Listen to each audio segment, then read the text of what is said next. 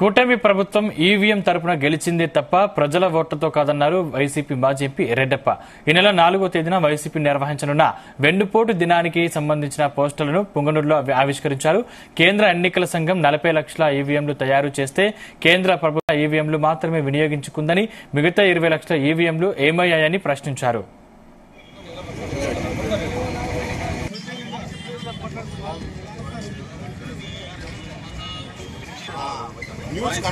మన ప్రీతమ నేత మాజీ ముఖ్యమంత్రి శ్రీ జగన్మోహన్ రెడ్డి గారి ఆదేశాల ప్రకారము ఈ నెల 4వ తేదీన తలపెట్టిన వెన్నుపోటు కార్యక్రమాన్ని దిగ్విజయం చేయాలనేసి నియోజకవర్గ స్థాయిలో వైఎస్ఆర్సీపీ నాయకులందరూ కూడా కలిసికట్టుగా ఐకమత్యంతో మనం తలపెట్టిన కార్యక్రమాన్ని జయప్రదం చేయడానికి జగన్మోహన్ రెడ్డి గారి అభిమానులండి, రామచంద్రారెడ్డి గారి అభిమానులు, మిథున్ రెడ్డి గారి అభిమానులు అందరూ కూడా పుంగనూరు నియోజకవర్గంలో ప్రతి పంచాయతీ నుంచి కూడా 4వ తేదీ పుంగనూరు పట్టణానికి విచ్చేసి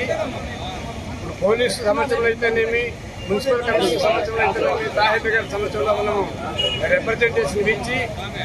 వెన్నుపోటు దినంగా ప్రకటించాలనేసి మనము ప్రజలందరినీ కోరుకునే విధంగా ఈ దినం పుంగనూరు నడిబొడ్డున స్వర్గీయ రాజశేఖర రెడ్డి గారి విగ్రహమును అందరూ సమీకరణ చేసి ఈ సభను ఏర్పాటు చేసుకున్నామంటే మన